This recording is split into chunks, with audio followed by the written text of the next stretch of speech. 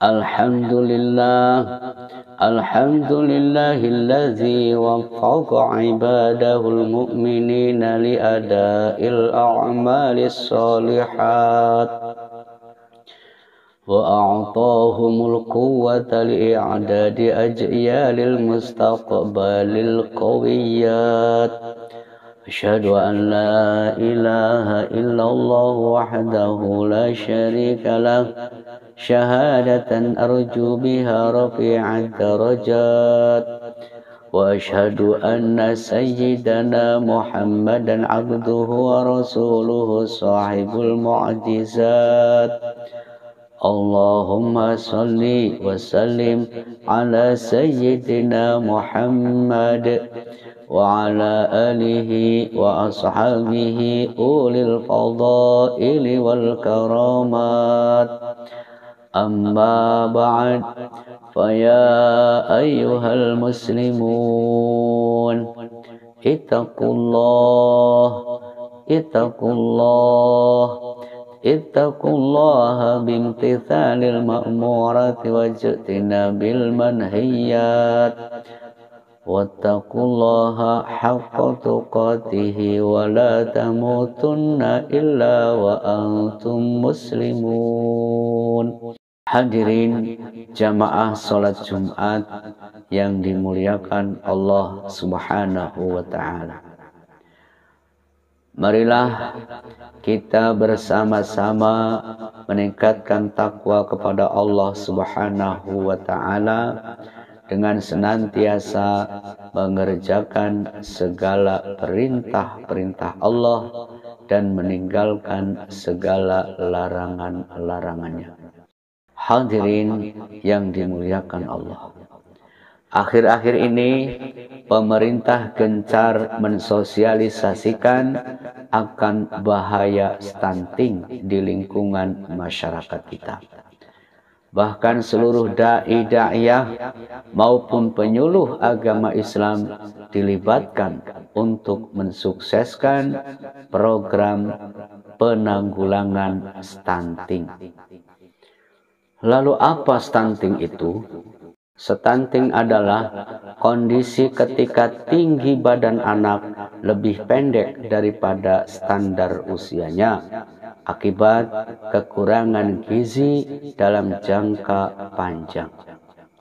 Kondisi ini bisa disebabkan oleh malnutrisi yang dialami ibu saat hamil atau anak pada masa pertumbuhannya. Berdasarkan data WHO, suatu negara dikatakan mengalami masalah stunting bila jumlah kasusnya berada di atas 20%. Sementara itu, berdasarkan data tahun 2018, jumlah kasus stunting di Indonesia adalah sebanyak 30,8% atau 3 dari 10 anak Indonesia. Oleh karena itu, stunting masih menjadi masalah yang harus segera ditangani bersama. Berdasarkan data keseluruhan balita stunting yang dikumpulkan oleh WHO, Indonesia termasuk negara tertinggi ketiga di regional Asia Tenggara.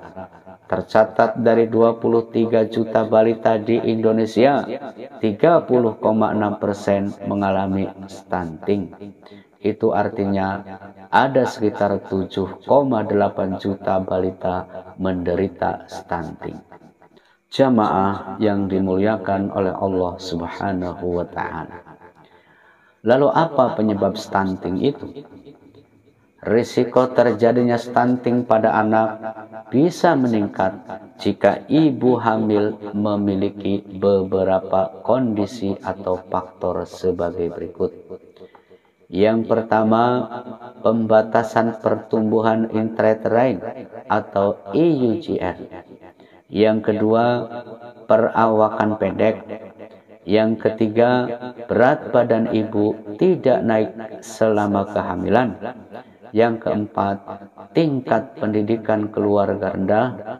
Yang kelima, kemiskinan, dan yang keenam, tinggal di lingkungan dengan sanitasi buruk dan tidak mendapatkan akses untuk air bersih. Sedangkan pada anak, ada beberapa kondisi yang menyebabkan risiko mengalami stunting, yakni yang pertama adalah mengalami penelantaran. Yang kedua, tidak mendapatkan ASI eksklusif.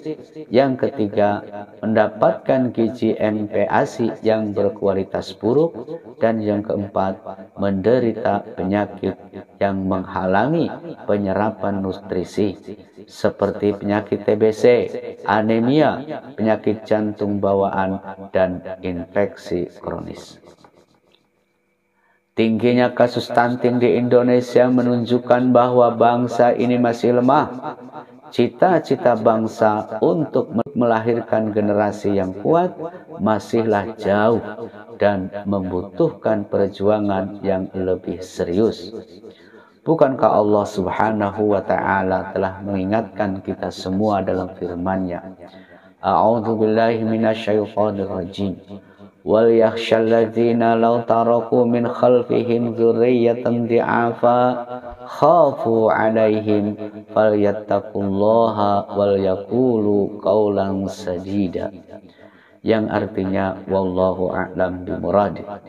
Dan hendaklah takut kepada Allah orang-orang yang seandainya meninggalkan di belakang mereka anak-anak yang lemah, yang mereka khawatir terhadap kesejahteraan mereka. Oleh sebab itu, hendaklah mereka bertakwa kepada Allah dan hendaklah mereka mengucapkan perkataan yang benar. Quran Surat An-Nisa ayat 9. Lemah, sebagaimana ayat di atas, mengandung banyak pengertian. Bisa dimaknai lemah secara ekonomi, lemah iman, lemah karakter, atau budi pekerti, dan lemah dalam ilmu pengetahuan. Termasuk juga lemah secara fisik yang kaitannya dengan kesehatan seperti stunting. Jamaah sholat Jumat yang dimuliakan oleh Allah Subhanahu wa Ta'ala.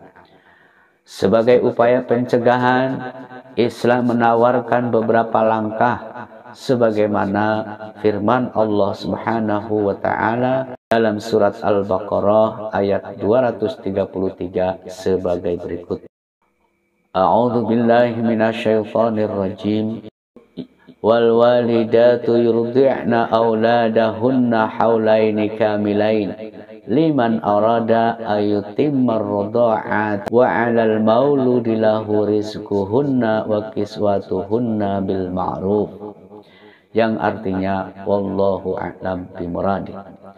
Para ibu hendaklah menyusukan anak-anaknya selama 2 tahun penuh, yaitu bagi yang ingin menyempurnakan penyusuannya. Dan kewajiban ayah memberi makan dan pakaian kepada para ibu dengan cara yang ma'ruf.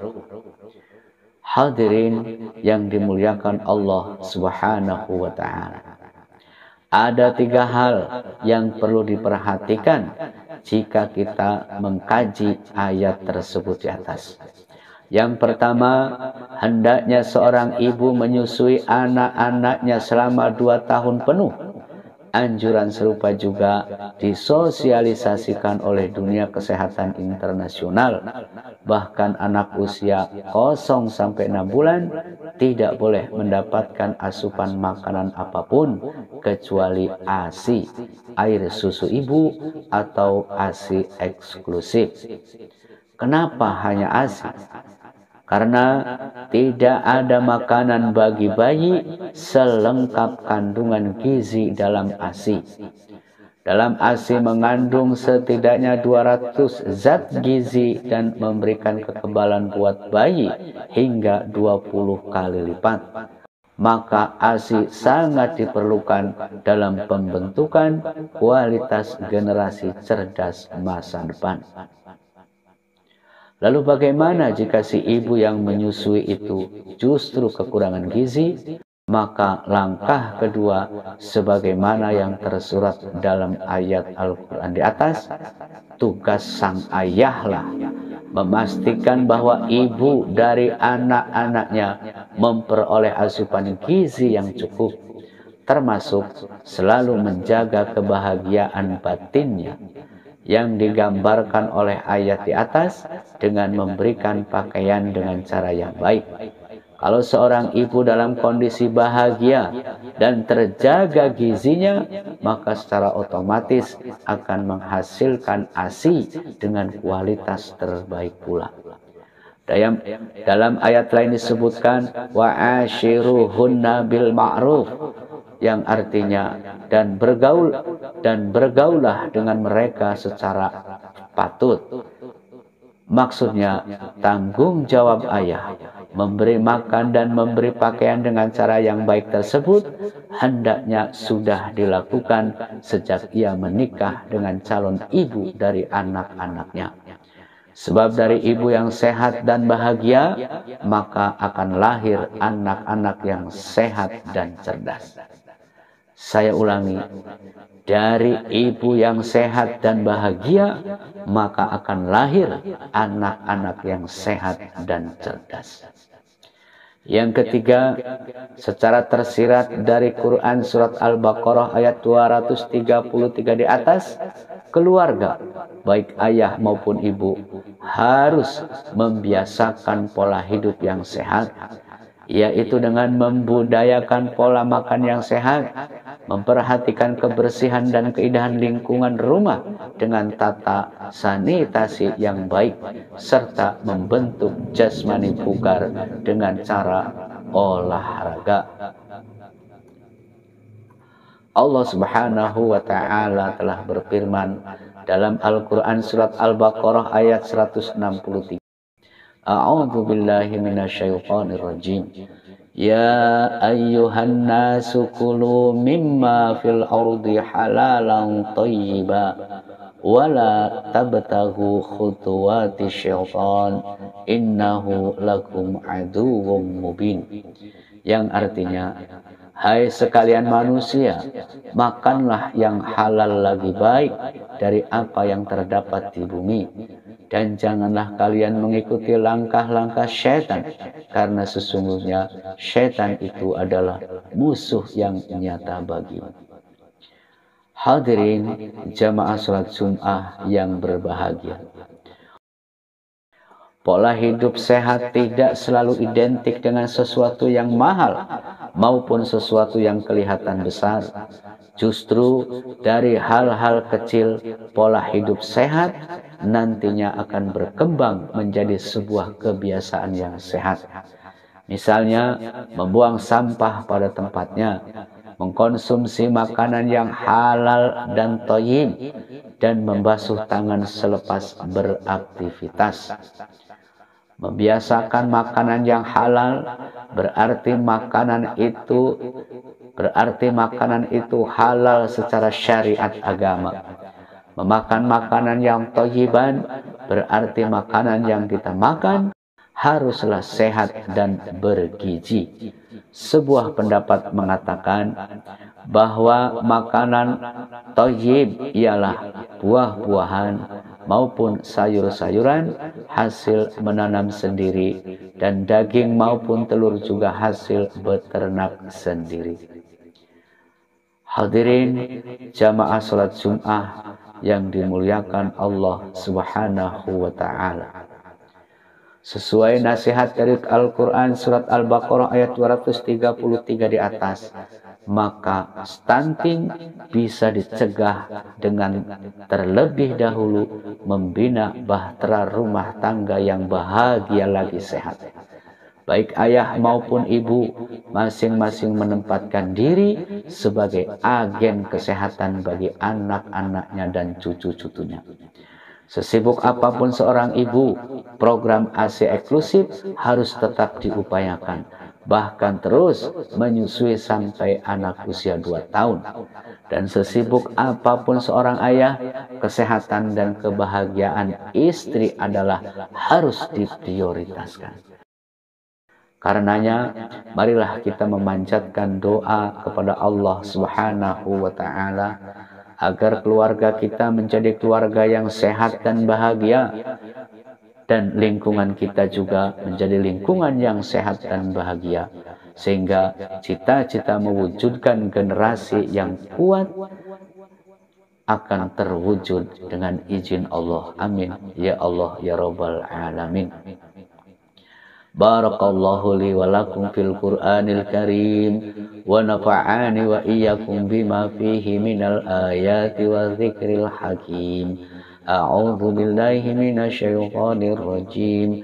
Wal yahsal ladzina law taraku min khalfihim dzurriyyatan dhi'afa khafu 'alaihim falyattaqullaha wal yaqulu qawlan sadida.